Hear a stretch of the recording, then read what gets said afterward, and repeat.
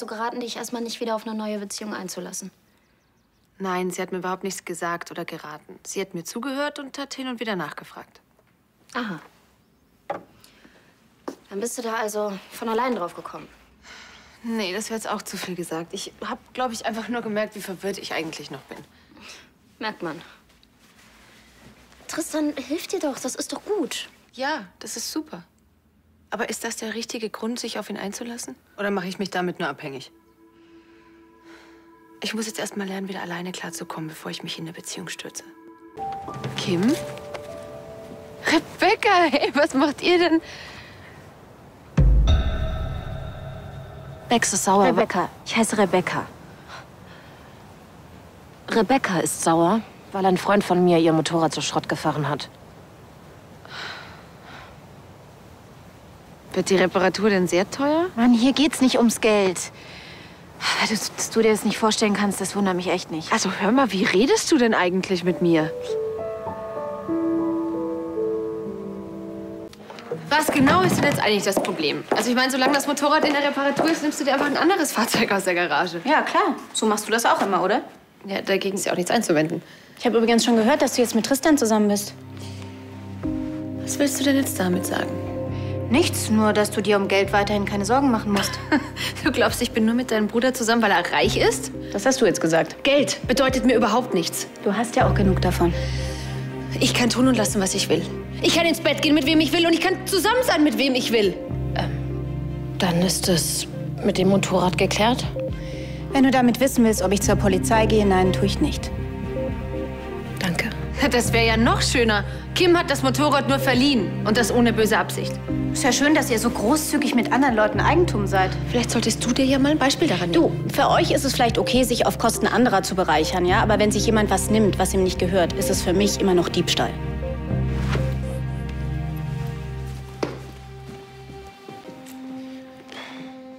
Was war das denn?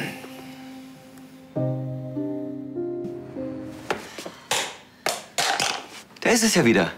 Was? Dein dievenhaftes Temperament, meine kleine Schwester, sollte dich öfter anpumpen. Wie schön, dass du Spaß hast. Mich hat's ziemlich genervt. Als ob ich über irgendwas verfügen würde, was gar nicht mir gehört. Du darfst gerne über mich verfügen. Ich habe die kleine Diva schon richtig vermisst. Jedenfalls hat sie kein Blatt vor den Mund genommen und einfach gesagt, was sie denkt. Das hat sich echt schon lange keiner mehr getraut. Vergewaltigt? Oh Mann, ich hatte keine Ahnung. Wenn ich das gewusst hätte, dann wäre ich gestern ein bisschen netter zu ihr gewesen. Das war schon okay so. Und bei eurem Streit ging es wirklich nur um ein Motorrad? Auf der Maschine habe ich fahren gelernt. Der Fahrlehrer. Aber nicht das, was du denkst. Es war mein Chef. Wir hatten einen ziemlich schlechten Start, aber dann hat er angefangen, mich zu respektieren. Das Motorrad, das war sein Lieblingsbike. Verstehe.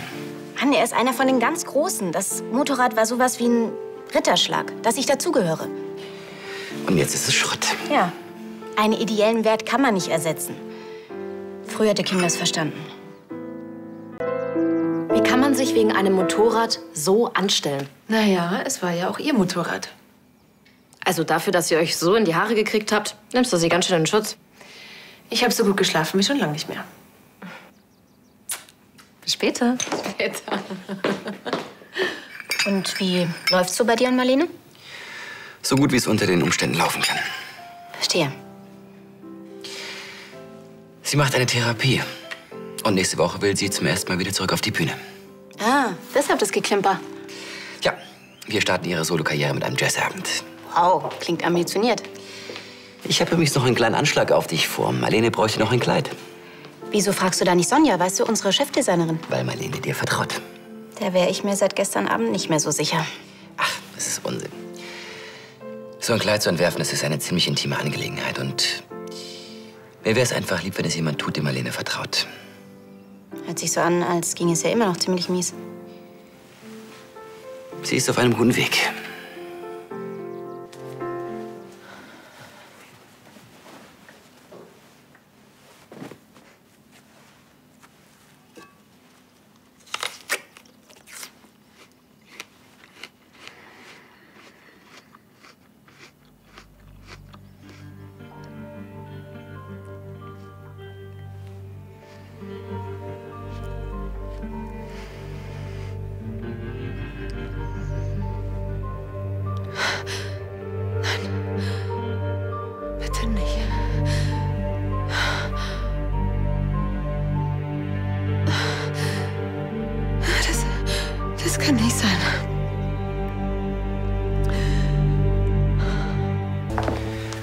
Ohm ist sie auch nicht. Sie wusste auf jeden Fall Bescheid über den Termin. Du, ich verstehe gar nicht, warum du dich so wunderst. Marlene hat sich eben kein bisschen verändert. Es muss irgendetwas dazwischen gekommen sein. Kann ich ihr vielleicht schon mal ein Kleid von ihr geben oder irgendwas zum Maß nehmen? Du, wenn ihr die Garderobe für einen Auftritt nicht wichtig ist, dann... Rebecca, Marlene geht es nicht gut. Das ist aber keine Entschuldigung dafür, dass sie mich versetzt. Sie macht gerade wirklich eine schwere Zeit durch, also bitte nimm's nicht persönlich.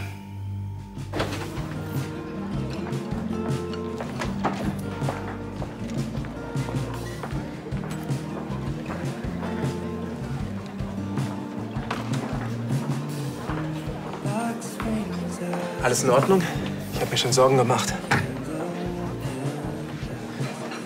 Okay, was kann ich dir bringen? Marlene, ist wirklich alles gut. Du bist auch ein bisschen blass. Bringst du mir bitte einen doppelten Whisky? Sicher. Ja.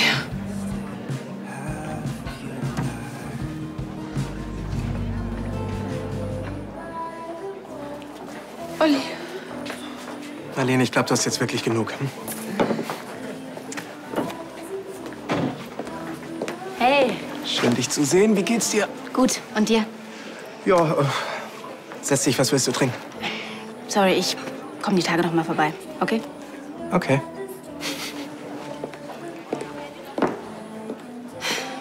Sehr schön, dich hier zu sehen, wo wir doch ganz woanders verabredet waren.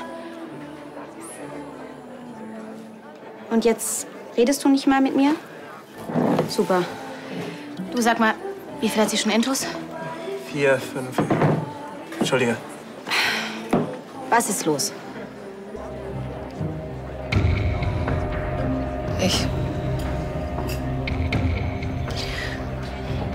Ich bin schwanger. Von dem Typen, der mich vergewaltigt hat.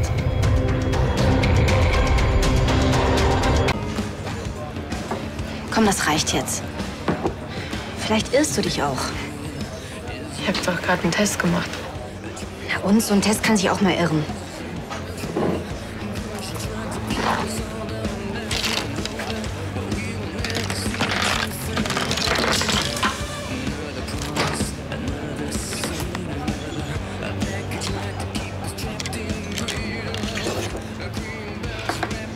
Shit. Du sagst es. Okay. Du kommst erstmal mit nach Königsbrunn. Auf gar keinen Fall. Nach Hause willst du bestimmt nicht. Ist besser, wenn du dich bei mir ausruhst. Aber das geht nicht, wenn ich da Tristan begegne. Ich kann ihm das nicht erzählen. Oh, ich pass schon auf, dass du ihm nicht begegnest, okay? Stimmt das so? Klar.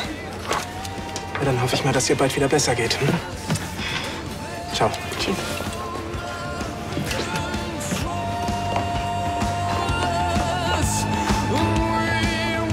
Justus! Schwing deinen steifen Hintern hierher. Rebecca! Marlene!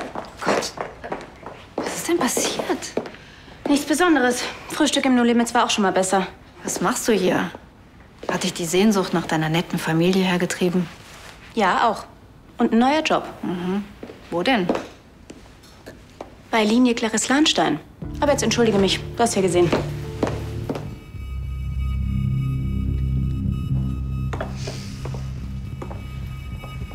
Moment, wo willst du hin? Schlafen. Komm, lass uns nach oben gehen. Bei mir wartet ein weiches, warmes Bett auf dich. Hm? Nee, das geht schon. Also gut. Ah, Entschuldigung. Können Sie bitte veranlassen, dass wir unter keinen Umständen gestört werden? Von niemandem. Und können Sie bitte die Tür schließen? Sehr wohl. Es geht immer weiter. Immer weiter. Marlene, Es hört nie auf. du musst zur Ruhe kommen. Versuch zu schlafen. Ich habe wirklich gedacht, ich habe das alles hinter mir, aber es geht weiter. Immer weiter. Sie bekommt eine eigene Kollektion. Das ist eigentlich mein Job. Meine Güte, diese paar Bikinis, da stehen Sie doch drüber. Sie sind doch voll ausgelastet mit unserer neuen Herbst-Winter-Kollektion. Also gut, dann zeigen Sie mir die Entwürfe der kleinen Lahnstein.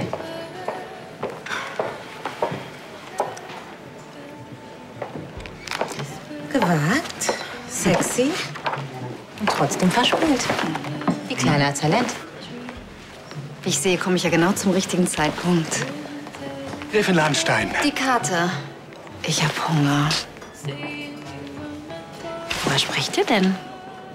Über die Entwürfe von Rebecca. Sie sind wirklich ausgezeichnet. Sehr geeignet für unser junges Label Pink. Hast du dir das ausgedacht, als ich in Paris war?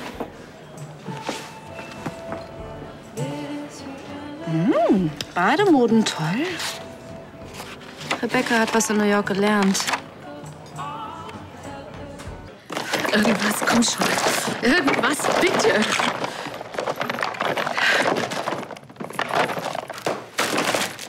Sag mal, spinnst du? Verstehst du das denn nicht? Das da drin, das muss weg. Einfach weg.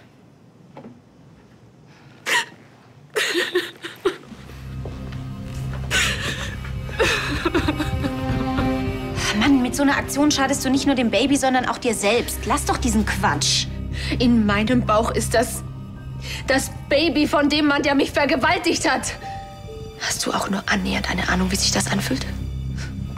So ein Baby, das muss man lieben. Darauf muss man sich doch freuen. Aber ich kann das nicht. Ich kann es nicht, weil es mich die ganze Zeit an den schlimmsten Moment meines Lebens erinnert. Marlene,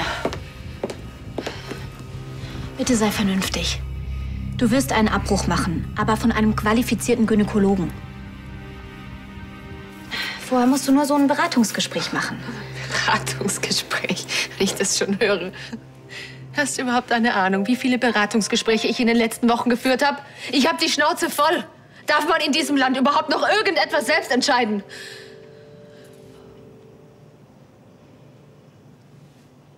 Weißt du was? Scheiß auf den Termin und scheiß auf die Beratung. Ich werde dieses Problem loswerden, und zwar jetzt. Es ist sowieso nur eine Frage des Geldes und davon habe ich wirklich genug. Marlene. Ich habe einen Entschluss gefasst, also versuch gar nicht erst, mich umzustimmen. Nach einem kleinen Spaziergang kannst du bestimmt wieder einen klaren Gedanken fassen. Und dann versuchst du dich zu erinnern. Genau das habe ich doch wochenlang erfolgreich vermieden. Aber jetzt hast du einen echt wichtigen Grund. Versuch's doch wie so eine Rechenaufgabe zu betrachten. Warte.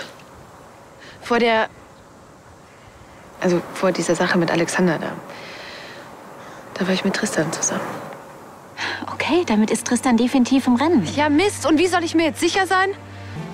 Ich kann Tristan das auf gar keinen Fall erzählen. Warum nicht? Es geht doch schließlich auch um ihn. Eben. Und er hat immer gesagt, dass er keine Kinder will. Gott. Was ist, wenn sich das plötzlich ändert? Dann kannst du immer noch entscheiden, was du willst. Wieso machst du nicht einen Termin mit deiner Ärztin? Dann hast du wenigstens über den Zeitpunkt der Schwangerschaft Gewissheit. Bis dahin sind doch diese ganzen Überlegungen ungelegte Eier. Ich kann dich auch begleiten, wenn du willst. Ja. Aber bis dahin kein Wort zu Tristan oder zu sonst irgendjemandem, okay? Wenn du mir versprichst, dass du keinen Quatsch mehr machst.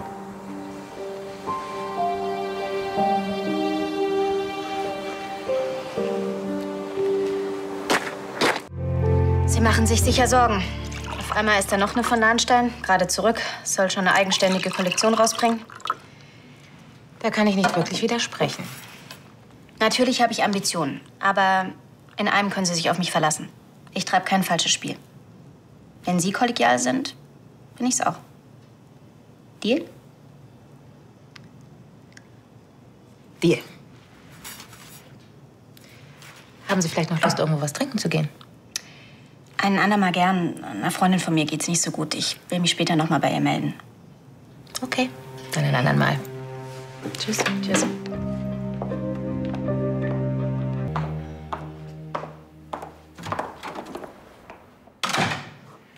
Marlene, ich dachte, du wolltest dich hinlegen. Ja. Rebecca und ich, wir wollten noch mal los. Jetzt noch? Ja, ich muss heute noch mit dem Schnittmuster anfangen. Ja, sonst werde ich bis zum Auftritt im Schneiders nicht fertig. Okay, Mädels, ich fahre euch. Immerhin ist es schon spät. Und ehrlich gesagt bin ich ziemlich neugierig. Du, ich wiederhole mich wirklich nur ungern, aber dabei hast du wirklich nichts verloren. Ja. Stell dir mal vor, stundenlange Diskussionen über die Verarbeitung der Stoffe, den richtigen Schnitt.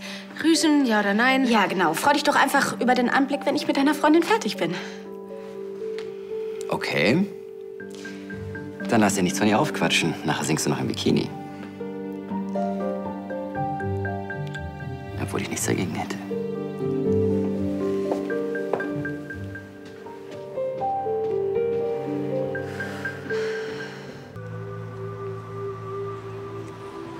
Ich bin in der 11. Woche, das kommt genau hin. Allerdings habe ich in derselben Woche auch mit Tristan geschlafen, also bin ich genauso schlau wie vorher. Das heißt aber auch, dass dir für einen Abbruch der Schwangerschaft noch eine Woche bleibt.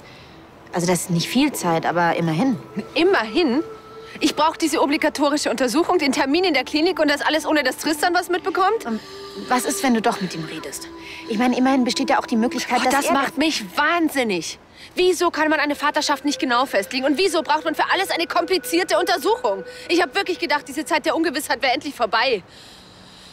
Wenn Sie alle Untersuchungen innerhalb der gesetzlichen Frist durchführen wollen, dann hätten Sie früher kommen müssen. Ja, toll. Hätte ich auch gerne getan, nur leider wusste ich auch nicht, dass ich schwanger bin. Rebecca, ich glaube, ich schaffe das nicht. Dieses Kind zu lieben, wenn Alexander der Vater ist. Als Sie dieses Ultraschallbild gemacht haben. Es hat sich angefühlt wie ein Fremdkörper. Ich liebe Tristan. Wirklich, aber wenn es von ihm wäre, dann hätte ich doch nicht solche Gefühle, oder? Ich glaube, du siehst das Ganze gerade ein bisschen zu emotional. Du kannst nicht wissen, wer der Vater ist. Du hast einfach riesengroßen Schiss, dass Alexander der Vater ist. Und das überschattet alle Gefühle für dieses Kind. Das ist auch ganz normal. Was, steck das wieder weg? Ich bitte, ich kann das nicht sehen. Egal, wer der Vater ist, Marlene. Du musst dich damit auseinandersetzen und wissen, was du tust. Was soll das, Rebecca? Willst du mir ein schlechtes Gewissen machen? Quatsch. Aber das ist eine schwerwiegende Entscheidung. Die beeinflusst dein ganzes Leben. Denk einfach mal drüber nach. Oder sprich mit deiner Therapeutin drüber. Ich gehe doch nicht zu meiner Therapeutin, damit sie mir eine Entscheidung abnimmt. Ich weiß ganz genau, was ich tue.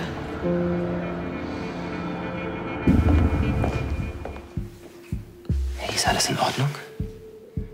Wie konnte sie mir das nur antun? Hey, guten Morgen. Kommt ihr auch zum Frühstück? Marlene? Was soll das? Was denn? Das? Willst du mich manipulieren, damit ich mich anders entscheide, oder was? Jetzt komm mal wieder runter. Ich habe keine Ahnung, von wem das ist. Von mir jedenfalls nicht. Jetzt komm schon, du warst gestern doch schon so komisch. Dabei hast du überhaupt keine Ahnung, wie ich mich fühle. Also ich kann doch trotzdem eine Meinung zu dem Thema haben. Aber wenn es dich beruhigt, ich rede dir nicht mehr rein. Kann mir mal jemand sagen, was hier eigentlich los ist? Du tust gerade so, als ob du schwanger wärst.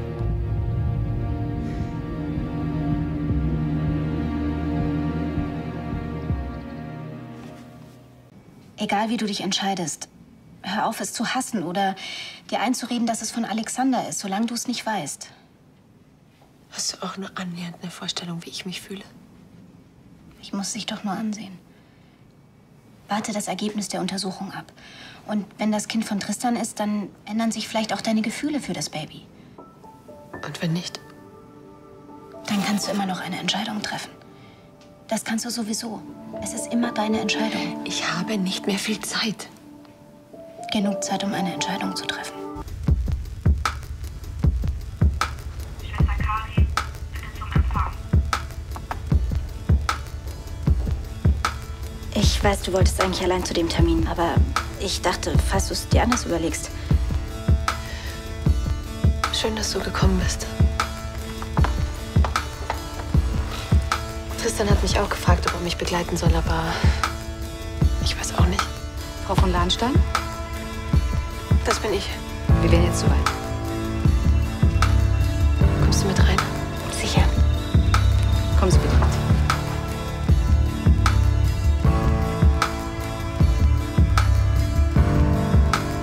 Und du bist dir wirklich sicher, dass du diese Schwangerschaft nicht willst?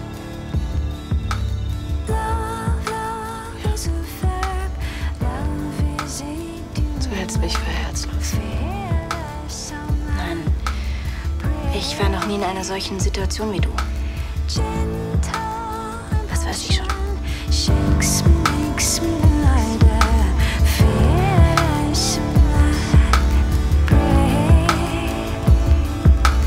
Teardrop on the fire.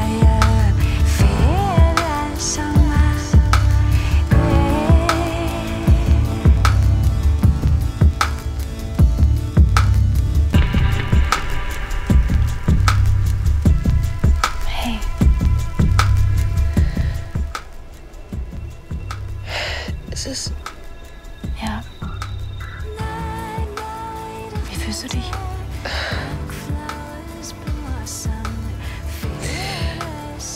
Ich bin einfach nur froh, dass es vorbei ist.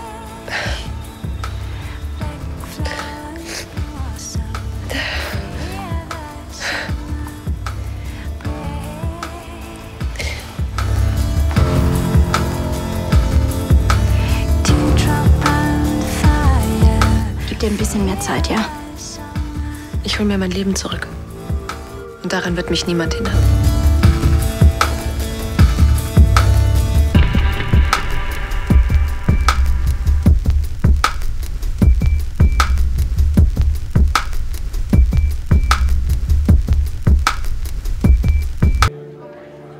Halt mich bitte nicht für herzlos, Rebecca.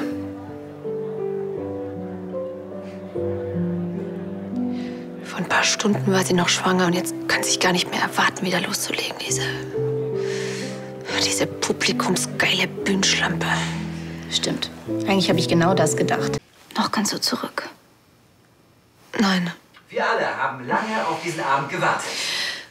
Nein, und das ist auch ganz gut so. Ist es endlich soweit. Danke, Rebecca. Nach einer kleinen kreativen Pause steht sie heute erstmals und exklusiv für Sie, liebe Gäste, wieder auf der Bühne, um Ihnen eine Auswahl Ihrer alten und Ihrer neuen Songs zu präsentieren.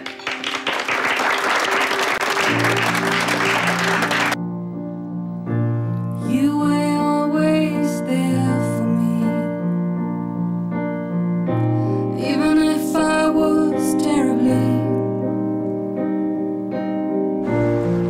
You always believed.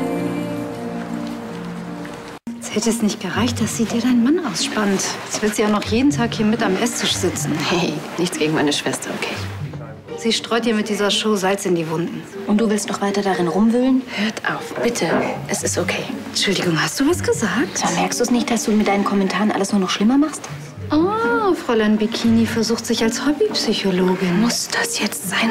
Ich dachte, du wärst ihre Freundin. Ich dachte, du willst deinen Job behalten. Okay, hört auf damit. Sofort. Es ist okay für mich und es geht mir gut. Verstanden? Gut. Hast ja super hinbekommen.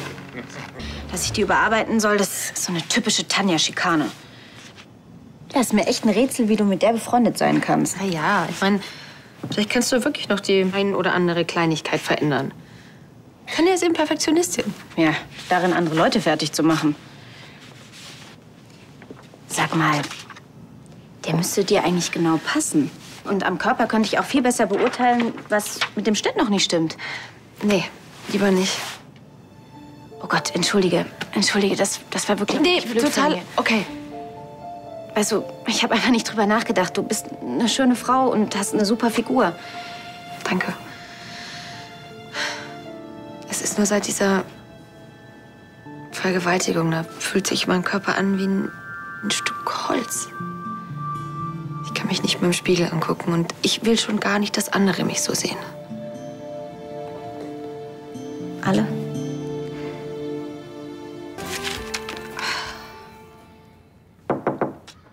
Was gibt's denn? Oh, sorry, ich kann doch einen anderen... Nein, ist schon okay. Es tut mir leid. Es ist nur, mir rinnt die Zeit davon. Komm rein. Ich wollte mich bei dir entschuldigen, weil ich vorhin so abweisend zu dir war. Ach, das ist schon okay. Ich verstehe dich. Das, was du erlebt hast, ist nicht mal eben nach ein paar Wochen ausgestanden. Darf ich mir den vielleicht mal so ein bisschen näher angucken? Gerne. Danke.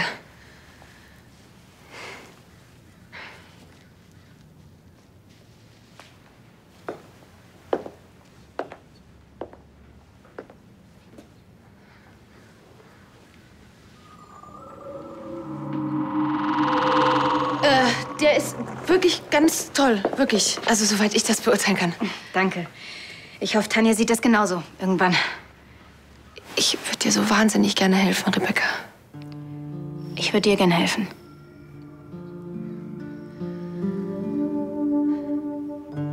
Ich hätte da so eine Idee.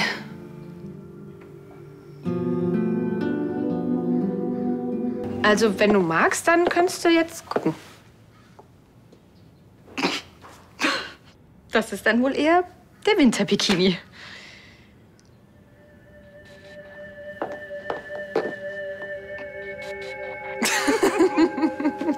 Ich wäre dann soweit. Also, fast. Du musst das nicht tun, Marlene. Aber ich will. Ich weiß nur einfach nicht, wie ich es kann. Was würde denn im schlimmsten Fall passieren? Dass ich mich abstoßend finde und alles wieder hochkommt? Okay. Erstens, ich bin bei dir. Du musst da nicht allein durch. Und zweitens, wie kann sich jemand abstoßend finden, der so sexy und schön ist wie du? Das ist vollkommen unmöglich. Okay.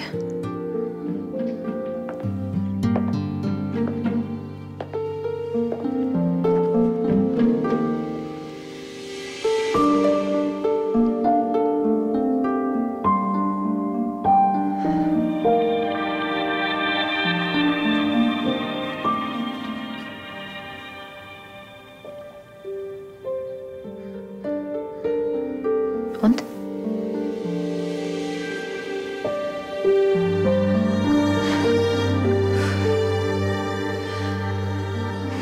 Gar nicht mal so schlecht.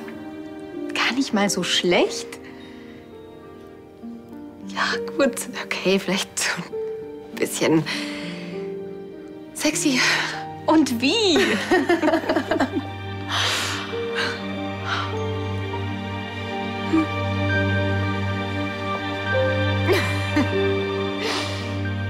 Danke. Gerne. Aber da brauchst du dich doch nicht bei mir bedanken. Natürlich. Hey, du bist diejenige, wieso ich halb nackt vor dem Spiegel gestanden bin und nicht schreiend davongerannt bin. Ich will ja gar nicht sagen, dass alles wieder gut ist, aber hey, das ist ein Anfang. Dann waren die Bikinis immerhin für was gut. Tanja hat sie mir um die Ohren gehauen. Ich muss sie bis heute Abend komplett überarbeiten. Ich habe keine Ahnung, ob sie wirklich daneben fand oder ob sie einfach nur sauer war, weil ich zu spät gekommen bin. Oh Gott, du warst zu spät? Meinetwegen, oder? Ach, egal. Quatsch. Mann, das tut mir so leid. Ach, das ist egal. Ich muss mich jetzt nur ranhalten und ja, bis heute Abend lauter Ideen ausspucken, die besser als genial sind. Schaffst du das denn? Ja, mit der hier vielleicht. Das Blöde ist nur, ich habe ein total kreatives Loch. Aber ist jetzt auch egal. Du gehst jetzt mal zurück zu Tristan und genießt. Mir fällt schon irgendwas ein. Quatre consonnes et trois voyelles. Hallo. Marlene, das wurde Zeit. Ich habe so einen Hunger, dass ich total angenervt bin. Ja, du bist immer genervt, bis jemand auch nur eine Stunde mit dir aushält, ist mir wirklich ein Rätsel. Ja, du machst das ja schon ganz gut. Ich weiß. Ach, komm, du kleine Zimtzicke. Also, wir nehmen zweimal den Wildlachs und den Limettenschaum extra. Haben Sie es verstanden? Wasser ohne Eis mit Zitrone. Also, was willst du wirklich? Mehr Zeit? Mit mir? Nein, es geht um Rebecca. Tanja, du machst dir wirklich ein bisschen viel Druck. Ausgerechnet Rebecca? Soll ich dir mal was sagen? Ich musste heute zu ihr nach Hause, weil sie es nicht geschafft hat, ihren Termin in der Firma einzuhalten. Angeblich irgend so ein beknackter Freundschaftsdienst. Tja, diese Freundin bin ich. Und es war wirklich wichtig. Tanja, ich habe mit Tristan geschlafen. Es geht wieder. Echt? Ja. Sehr toll. Allerdings, wie genau Rebecca dir dabei geholfen hat, das ist ein bisschen mehr Information, als ich vertragen kann. Also, räumst du Rebecca eine längere Abgabefrist ein?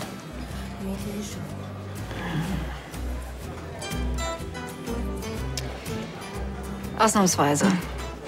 Ich muss ihr schließlich dankbar sein, weil du wieder glücklich bist. Ach, und übrigens, keine Sorge. Weswegen?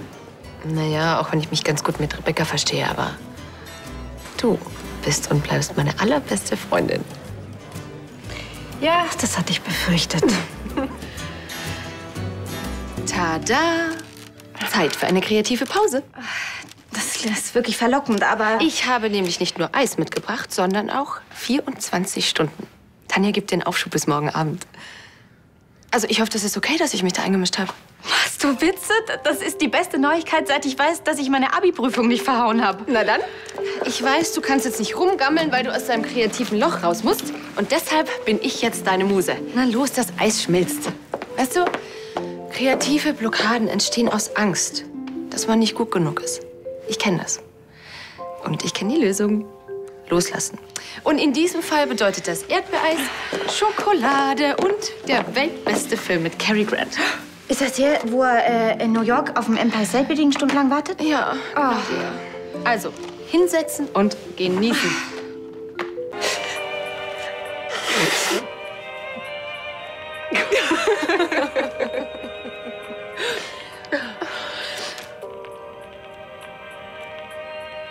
Natürlich.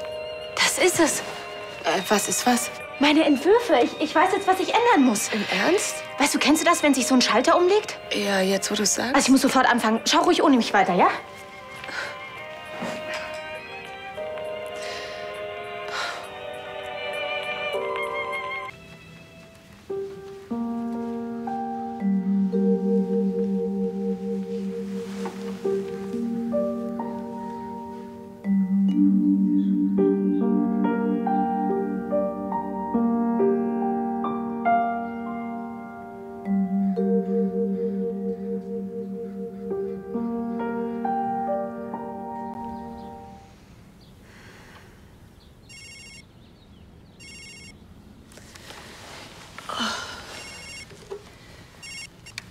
Dana. Was? Nee, vergiss es, bin schon unterwegs. Tschüss. Oh, wie lange habe ich denn geschlafen? Nicht so lange. Ich habe in der Zwischenzeit gearbeitet.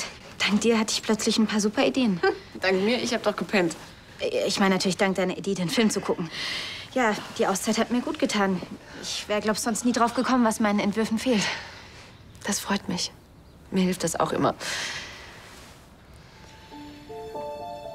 Konntest du dich denn auch konzentrieren?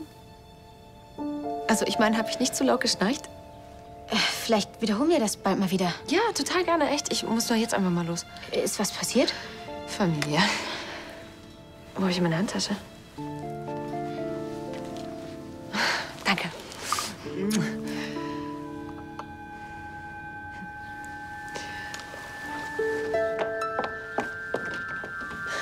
Tschüss. Tschüss.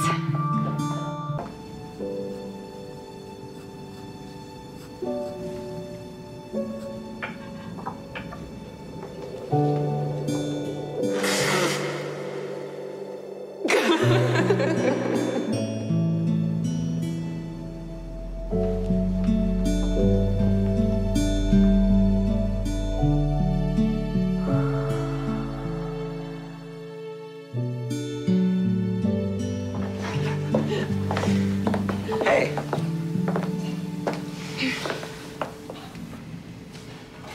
Wow. Hast du noch mehr davon? Nein. Sag mal, hast du dafür eine Vorlage? Nein, also wenn ich designe, dann stelle ich mir halt Menschen vor, die ich gut kenne. Marlene scheinst du besonders gut zu kennen. Es geht mir hier um den Bikini und nicht um Marlene. Hey. Beeindruckend. Ja, weißt du was? Ich schenke sie dir. Und jetzt muss ich auch schnell mal mein Zimmer Tusche holen. Ja, und ich dachte, sie wäre eine Modelagentur. Die Modewelt ist wirklich bis ins Mark kaputt. Glaubst du, es ist zu schaffen, in ein paar Stunden ein Model aufzutreiben, was kein Drogenproblem hat, über 40 Kilo wiegt und volljährig ist? Ja, ich glaube schon. Mich? Also dein Fotograf meint zumindest, ich wäre der richtige Typ dafür. Ja, aber du wirst das Angebot doch auf keinen Fall annehmen. Ach, und warum nicht? Naja, hallo Gedächtnis, ist erst ein paar Tage her. Da konntest du deinen Körper nicht mal selbst im Spiegel anschauen. Und jetzt willst du das vor Dutzenden von Leuten machen? Wenn ich es mir selber nicht zutrauen würde, würde ich es dir dann anbieten? Das Konzept ist wirklich sehr sexy, Marlene. Das wird nicht ohne Körperkontakt ablaufen. Alle Leute werden dich anstarren. Ich will einfach nicht, dass du dich solchem Druck aussetzen musst. Ich will nicht, dass du du weißt schon, Dingsbums. Retraumatisiert. Hey, ich habe gesagt, ich pack das. Wirklich? Ja, sicher. Also außer du willst mich nicht, weil ich nicht der richtige Typ dafür bin. Doch zu viel Speck um die Hüften. Du bist einfach perfekt. Genau das, was ich hören wollte.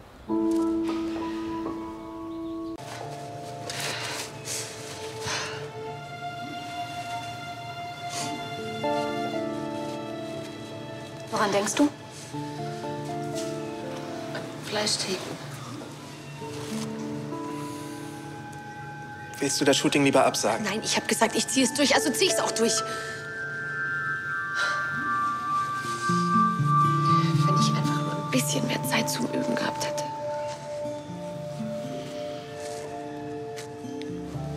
Hört mal her. Alle, die nichts direkt mit diesem Shooting zu tun haben, die gehen jetzt mal raus und zwar sofort. Was hast du vor?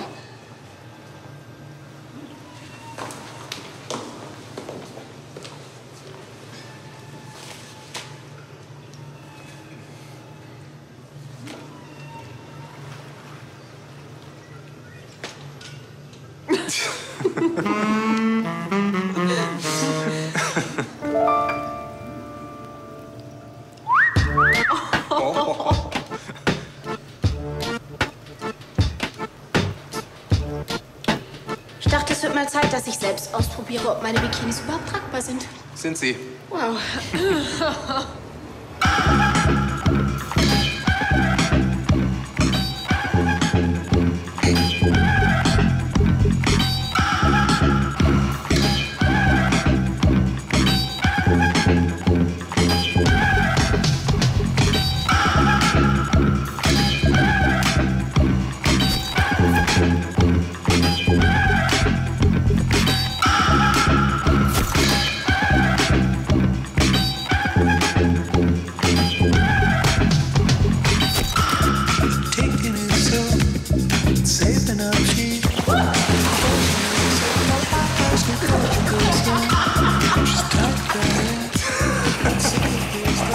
Das Make-up Girls.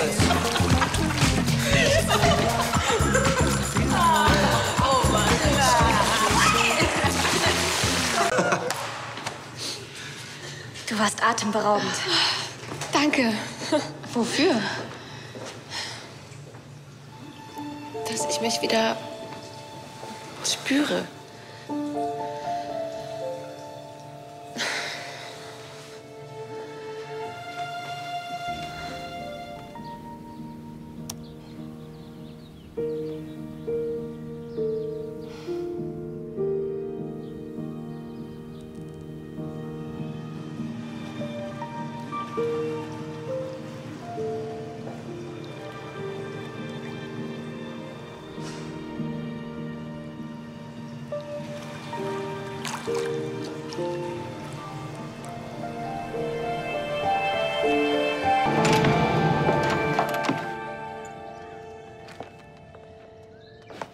Was gibt's denn?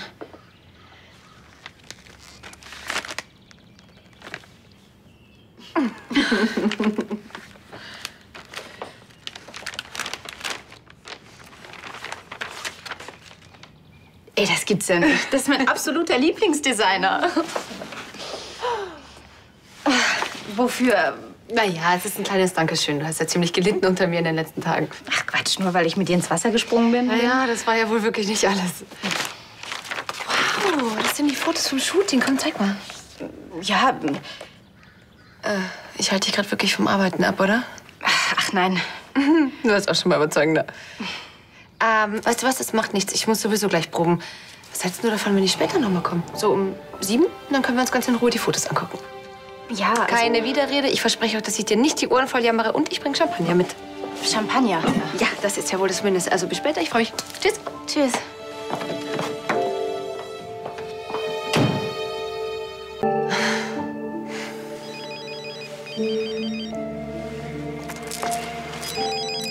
Rebecca. Rebecca, das tut mir so wahnsinnig leid. Nein, das ist kein Problem. Ja, ich habe nicht gewartet. Nein, nein. Ich habe so viel um die Ohren. Ja, genau. Die Bilder, die laufen ja nicht davon. Ja, klar. Mhm. Ja, wir sehen uns. Tschüss.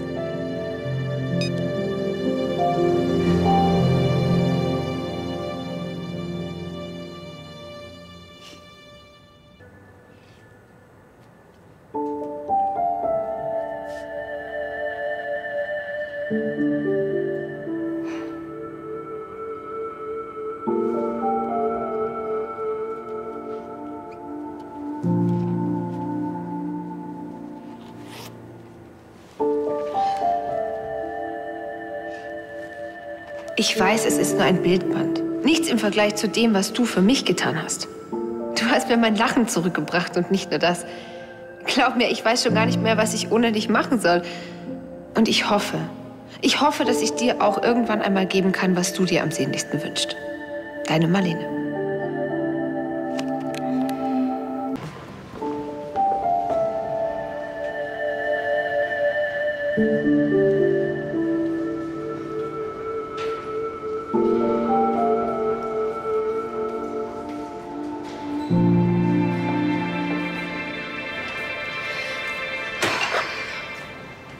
Marlene. Hallo. Ich habe dir Kaffee mitgebracht, Latte Cara Macchiato mit einem Schuss extra Milch, Low-Fett. Ich kenne dich gut, oder? Mhm. Was machst du denn hier? Oh ja, ich dachte, du interessierst dich so ab und dann auch mal für die Welt abseits deiner Nähmaschine. In Kürze eröffnet hier der wahrscheinlich heißeste Club der Stadt. Und wer wird ihn rocken? Dein Bruder Tristan und ich. Arno hat die Pläne noch mal komplett überarbeitet. Das wird der absolute Wahnsinn. Guck dir das mal an. Schick, schick. Aber du, ich habe noch so viel zu tun. Ja, gerade hast du ja noch verträumt in deinen Computer gestarrt. Ja, so ist das halt manchmal bei kreativer Arbeit. Gut, dann lass dich mal nicht länger stören. Weißt du, Olli kommt auch gleich zur Anprobe. Schon okay. Und frohes Schaffen. Und danke für den Kaffee.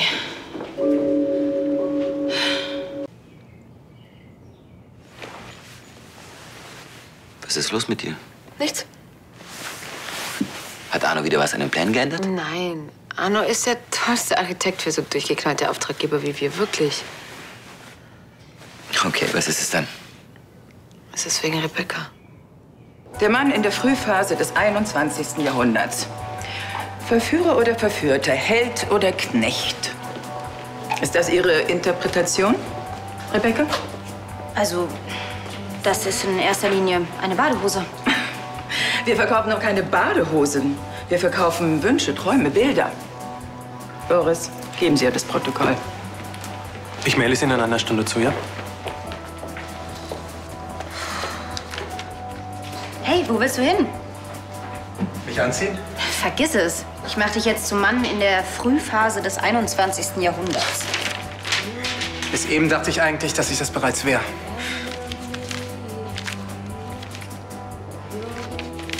Es liegt an Marlene.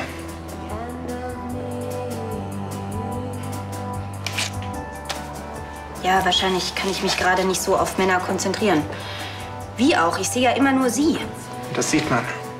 Mann, ich bin ihr wirklich aus dem Weg gegangen. Ich habe mich auf meine Arbeit konzentriert. Ich habe sie wirklich nicht vermisst. Und dann stand sie plötzlich vor dir und dein Herz hat wieder gehämmert wie verrückt. Ach Mann, was soll ich denn noch machen, damit das endlich aufhört? Sie ist mit meinem Bruder zusammen und die beiden sind sogar glücklich. Mach dir nicht so einen Kopf. Rebecca hat viel erlebt in New York. Sie ist härter geworden und sie ist ein echter Workaholic. Nächste Woche seid ihr wieder ein Herz und eine Seele. Du kannst dich vor der ganzen Welt verstecken, aber nicht vor mir. Ich störe dich wirklich nur ungern, aber Dana braucht ganz dringend ein Hochzeitskleid. Marlene, ich habe dir doch gesagt, ich habe gerade sehr viel Stress und Clarissa hat auch gerade eben schon wieder... Clarissa? Genau die ist doch das Problem. Du musst endlich mal wieder raus aus dieser Linie Clarisse-Lahnstein-Mühle. Mach was Eigenes.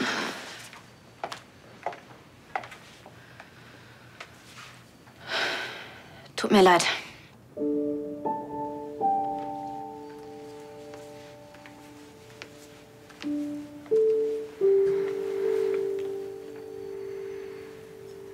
Liegt's an mir?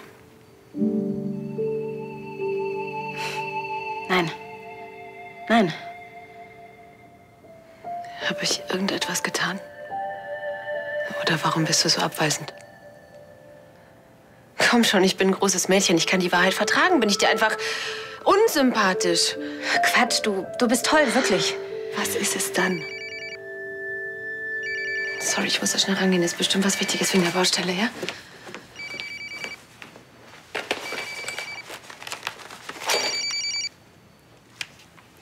Hallo, Tristan. Ja, ich dich auch. Bis später.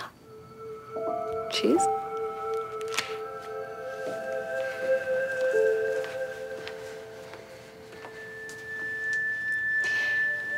Also, Was willst du mir sagen? Nichts. Wirklich? Okay. Weißt du was?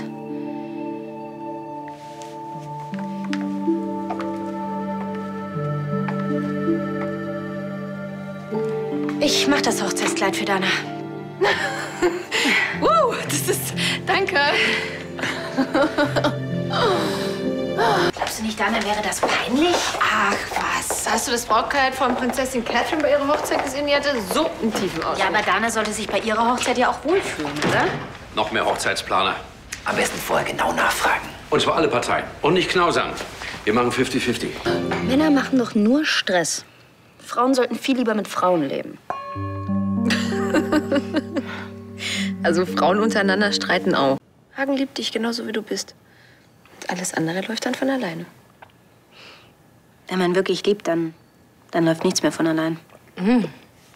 Welcher Prinz hat dich denn wach geküsst, Dornröschen? Du bist sowas von verknallt. Nein. Ach, das kam zu entschieden. Jetzt komm schon, rück mal raus mit der Sprache. Na, jetzt lassen wir uns erstmal von Justus eine neue Flasche Wein bringen, sonst wird es ja langweilig hier. Ich glaube, unsere Mission war erfolgreich. Dana ist wieder voll auf Hochzeitsgruß. Ich hoffe, das lag nicht nur am Weinen und sie erinnert sich morgen noch. Ach, übrigens, jetzt wo die anderen schlafen, kannst du mir ja noch dein kleines Geheimnis verraten. Welches Geheimnis? Du bist verliebt. Unglücklich? Wer ist es? Da gibt's niemand. Hey, was ist denn das? Kannst du fechten? Klar, jeder Lahnstein kann fechten. Musstest du das nicht auch in deiner Ausbildung lernen? Ja, klar. Und deshalb fordere ich dich jetzt heraus. En garde. Und worum kämpfen wir? Um die Wahrheit. Wen liebst du?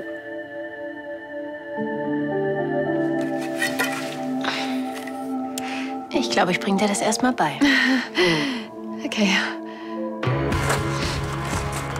Der Arm so? So? Mhm. Okay, deine Beine? Ja. Gut. Passt. Okay. Ich glaube, ich bin bereit für unser erstes Duell. En garde.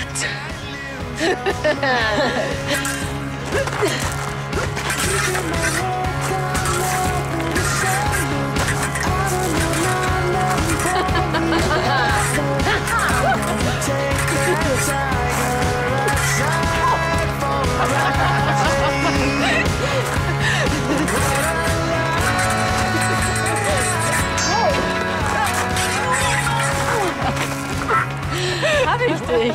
Ja, Falle. Ja. Okay, warte. Oh Gott, Entschuldigung. Ich wollte dich nicht verletzen. Lass mal sehen. Nein, ist nichts passiert. Sicher? Ja, geht.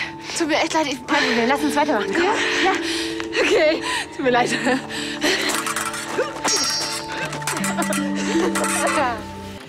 Dana? Kim? Sind wahrscheinlich schon weg. Hast du was zu verarzten? Ist auch schon ziemlich spät jetzt. Ach du, das brauche ich nicht. Es geht schon. Lass mich erst mal gucken, komm.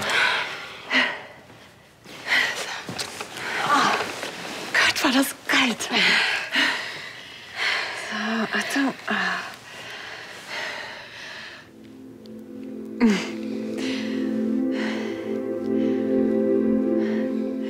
Ich war gar nicht so schlecht, oder? Ja, auf jeden Fall schlagkräftig.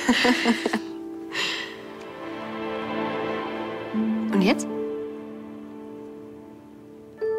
Ach, komm schon.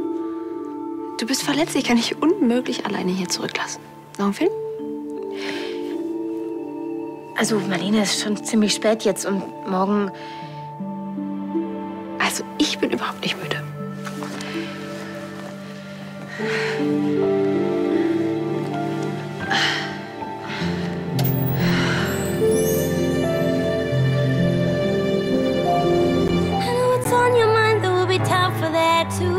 If you hang with me, hang with me. Guten Morgen, die Damen.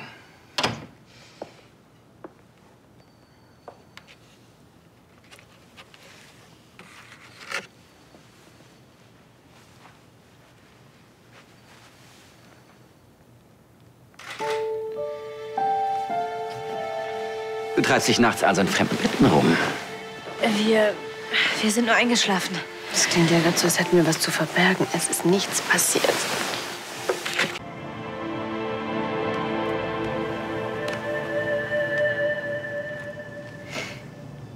Süßes Foto, oder?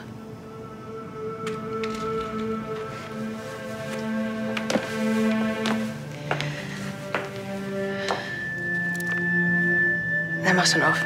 Ist eine kleine Entschuldigung für gestern. Bei unserem nächsten Duell tragen wir aber Schutzklamotten. Ich will dich nicht wieder verletzen.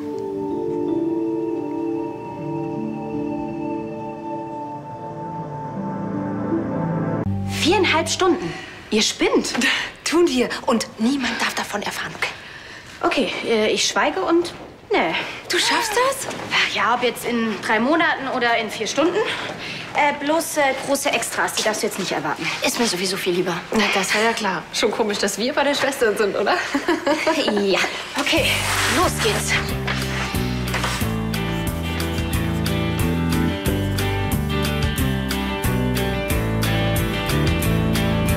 Jenny came over and told me about Fred. He's such a hairy behemoth, she said. Dumb as a box of hammers, but he's such a handsome guy. And I opened up and I told her about Larry. And yesterday how he asked me to marry. And I'm not giving him an answer yet. I think I can do better. So we laughed, compared notes. We had a drink, we had a smoke. She took off her Seid ihr sicher? Ja! Die Ringe! Wir haben extra 2 besorgt. Ich glaube, das ist jetzt nicht mehr nötig. Was? Oh nee, ist nicht euer Ernst, oder? Na gut, will jemand kommen mit? Wir könnten sie den Trauzeugen schenken. Ach so, ich habe Tristan nicht erreicht. Rebecca ist meine Trauzeugin. Oh, okay. Ja. Sie dürfen jetzt die Ringe tauschen und sich küssen.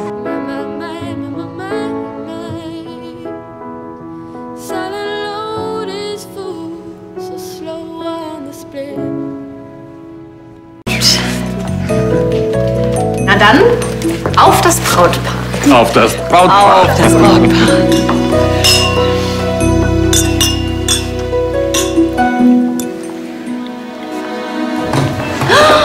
Oh, bitteschön. Danke. So, dann alle unverheirateten Frauen vor. Ich habe ihn schon 2-mal gefangen. Beim 3. Mal muss es ja was werden. 1, 2, 3. Nein, nimm ruhig du ihn. Nein, ich war schon mal verheiratet und beim nächsten Mal lasse ich mir ganz viel Zeit. Ja, und wer ist jetzt der Glückliche? Was? Wieso? Weil du rot bist. Das ist doch nicht spruchreif. Ich glaube, das reicht jetzt erstmal. Und jetzt stoßen wir beide an. Auf uns. Auf uns beide? Ja, auf die besten Trauzeuginnen der Welt. Ich finde, dass wir da auf die Schnelle eine richtig gute Party organisiert haben. So, Achtung.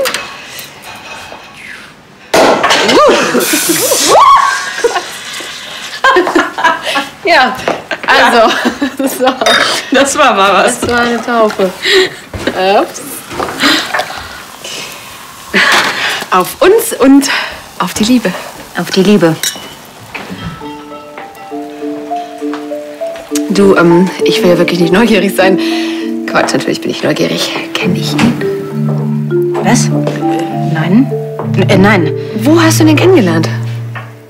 Marlene, also es gibt da eigentlich keinen Mann. Ja, okay, ich verstehe dich ja, wenn es so frisch ist, dann will man noch nicht drüber reden, klar. Was ist denn so dein Typ? Also ich bin da nicht so festgelegt. Ich weiß es. Dunkle Haare? Nein, eigentlich eher blond. Und blaue Augen. Blond und blaue Augen.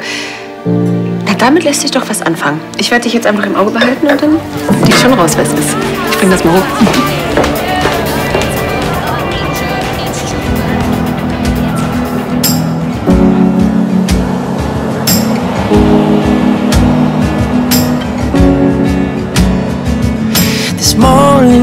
woke up beside the river. The grass and trees were green, flowers began growing. The birds so sweetly sang, stronger and much deeper now. Naja, wie es aussieht, sind wir die einzigen Singles heute. Was? Ja, schon möglich. Und wie wär's mit uns beiden? Ey, komm schon, du wirst doch wohl mal mit einem alten Kumpel tanzen können. Klar, natürlich. Oh.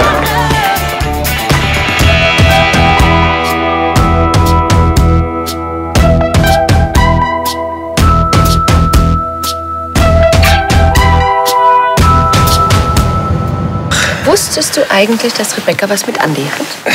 Bitte? Ja, hast du die beiden nicht gesehen? Gestern zusammen auf der Party, wie die getanzt haben. Und dann sind sie auch noch zusammen abgehauen. Oh Gott, müssen wir am frühen Morgen schon über den Fritsche reden? Wir reden über Rebecca, über deine Schwester und meine Freundin. Okay, wir müssen drüber reden. Nein, ich kann es mir nicht vorstellen, ich will es mir auch nicht vorstellen. Und außerdem ist er überhaupt nicht ihr Typ. Woher willst du überhaupt wissen, wer ihr Typ ist? Mir hat sie es erzählt. Blond und blaue Augen. Da passt Andi doch ziemlich gut. Und sie hat erwähnt, dass es da jemanden gibt. Ja, aber doch nicht so ein... Naja, ich meine, warum sind die beiden sonst klammheimlich von der Party abgehauen? Mit 2 Motorradhelmen. Morgen. Morgen. Womit habe ich diese Einladung verdient? Ich dachte, wir könnten uns ruhig mal selbst belohnen nach der gelungenen Hochzeit gestern. Du warst übrigens so schnell weg. Mit Andi, stimmt's? Woher weißt du denn das jetzt schon wieder? Ich bin von Natur aus neugierig und ich habe den Röntgenblick. Das war schon immer so. Seht ihr euch eigentlich öfter, seit du aus New York zurück bist? Wir haben ein paar gemeinsame Interessen. Zum Beispiel Motorräder. Ja, und außerdem kennen wir uns schon ziemlich lange. Ach, guck mal, wenn man vom Teufel spricht. Hallo. So schnell sieht man sich wieder. Hier sind die Baupläne für den Club. Die Ausstattungs- und Materialkostenlisten. Danke, das ist nett von dir. Wartet ihr eine Sekunde? Oh nein. Was ist los? Der Termin mit der Künstleragentur, den habe ich total vergessen. Da muss ich unbedingt hin. So, 2 Champagner für die Damen. Das Frühstück kommt sofort. Hattest du schon bestellt? Ja, das Champagnerfrühstück für uns beide. Wisst ihr was? Esst ihr beiden doch zusammen. Das wäre ja wahnsinnig schade um das gute Essen. Aber... Tut mir leid, ich muss da unbedingt hin. Genießt euer Frühstück. Was war das denn jetzt gerade? Ich würde sagen, ein Verkupplungsversuch. Na, wie war denn euer Frühstück noch so? Ach, du meinst dein Verkupplungsversuch? Was? Komm, gib dir keine Mühe. Mir brauchst du nichts vorzumachen. Und Rebecca übrigens auch nicht. Wir beide sind nur Kumpel, weißt du? Ja, aber Ich kapiere auch nicht, warum sie nichts von mir will. Naja, für sie hat sich's immerhin gelohnt. Sie ist ganz schön angebaggert worden. Sag's ihr einfach. Das kann ich nicht. Sie ist mit meinem Bruder zusammen. Außerdem bin ich eine Frau. Ja, ich rede ja auch gar nicht davon, dass ihr gleich zusammenkommen sollt. Das hilft dir bestimmt, mit deinen Gefühlen klarzukommen, wenn ihr drüber reden könnt. Und dann? Also ich glaube nicht, dass sie danach noch mit mir befreundet sein will. Und ich glaube, dass eine gute Freundschaft sowas aushält. wer war der Typ? Kannte sie ihn? Nö, und das war auch kein Typ. Ey, du willst mir jetzt aber nicht erzählen, dass Rebecca von einer Frau angeflirtet wurde, oder? Ich meine, was bringt dir das? Rebecca steht doch nicht auf Frauen. Oder doch? Naja, also, sie hatte mal was mit Miri, die früher im No Limits gearbeitet hat.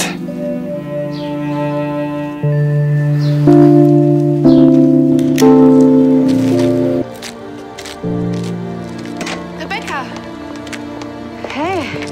Hey, ist dein Treffen mit der Künstleragentur schon fertig? Ja. Hör mal, ich wollte mich bei dir entschuldigen, dass ich versucht habe, dich mit Andi zu verkuppeln. Ist schon okay. Dafür hat Tia mir allerdings erzählt, dass ich damit sowieso auf dem falschen Dampfer saß. Wieso hast du mir denn nicht erzählt, dass du auf Frauen stehst? Dachtest du, ich habe ein Problem damit? Na gut, dann kannst du mir ja jetzt vielleicht erzählen, in wen du so heimlich verliebt bist. Du, ich will da jetzt ungern drüber reden. Okay. Na, irgendwann komme ich sowieso dahinter. Ich muss jetzt auch leider los. Ich bin mit Tristan auf der Baustelle verabredet. Ach so. Ja, dann schöne Grüße. Mach ich. Tschüss. Tschüss.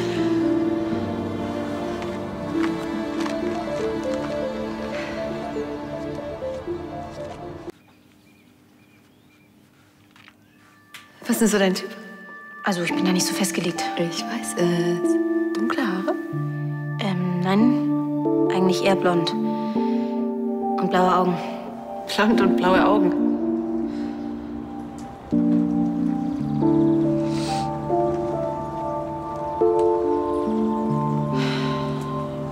Warum habe ich ihr nicht gleich eine Liebeserklärung gemacht?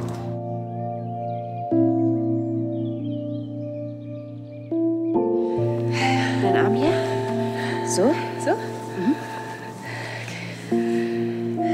Okay. Hab ich dich. Okay. Oh nein.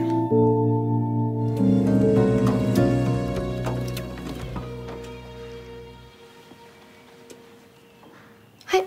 Hi.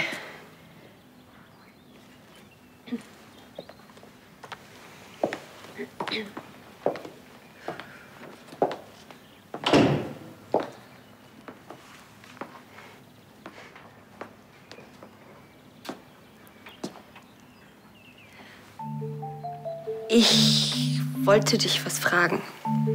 Also nicht, dass du das jetzt dann falsch verstehst. Was denn?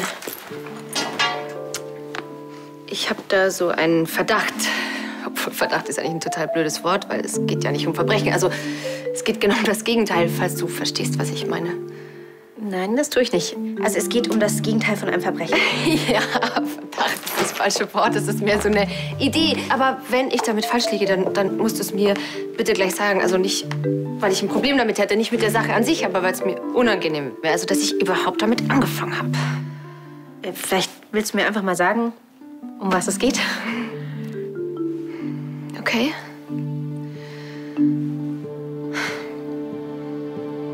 Bin ich die Frau, in die du dich verliebt hast?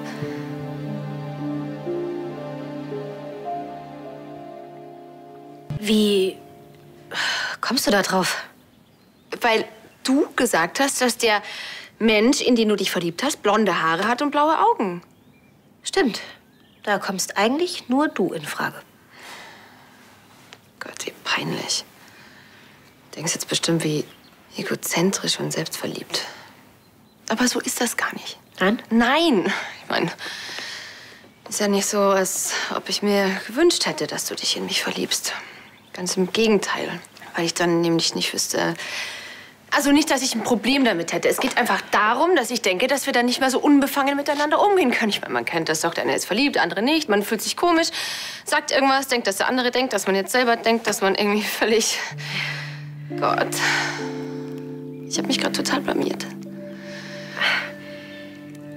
Also, irgendwann lachen wir darüber. Aber für den Moment wäre ich dir sehr dankbar, wenn wir die Sache einfach auf sich beruhen lassen können.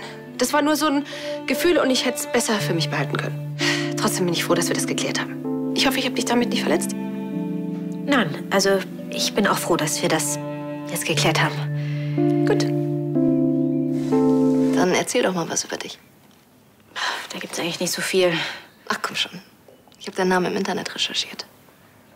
Berufskrankheit. Dann weißt du ja schon alles. Ja, noch nicht alles. Ich hoffe, dass ich heute noch ein bisschen mehr erfahre. Oh, Entschuldigung.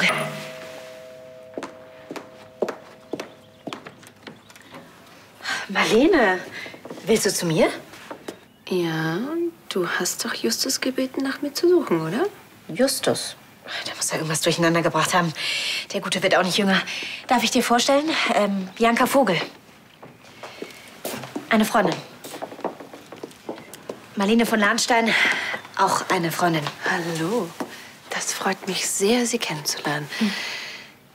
Ich will euch beide auch nicht länger stören. Ach, wir sagen dir schon Bescheid, wenn wir allein sein wollen. Sorry. Ja?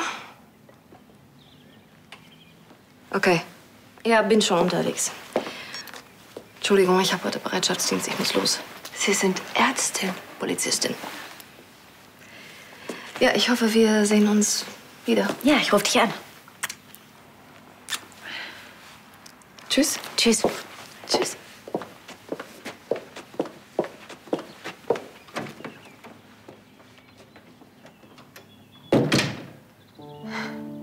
Das stellst du dir also unter blond und blaue Augen vor?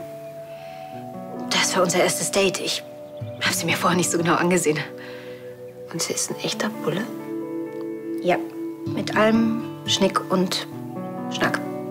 Sie sieht gut aus. Ja, findest du? Ja, total. Hauptsache, du hast keine Angst mehr, dass ich dir an die Wäsche will. Ich hoffe, du hast es nicht missverstanden. Ich habe kein Problem damit, dass du lesbisch bist und es ändert nichts an unserer Freundschaft. Ich würde mich auch gar nicht als lesbisch bezeichnen.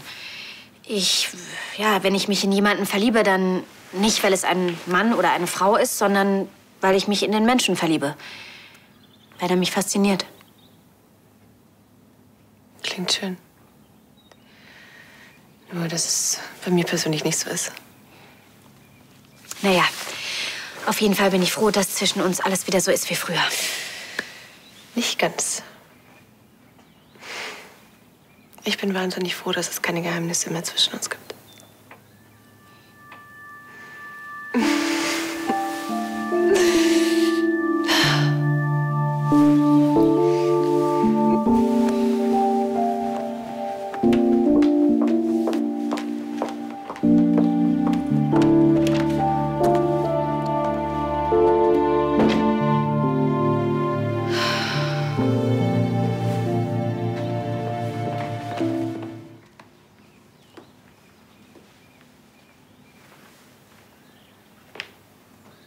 Marlene?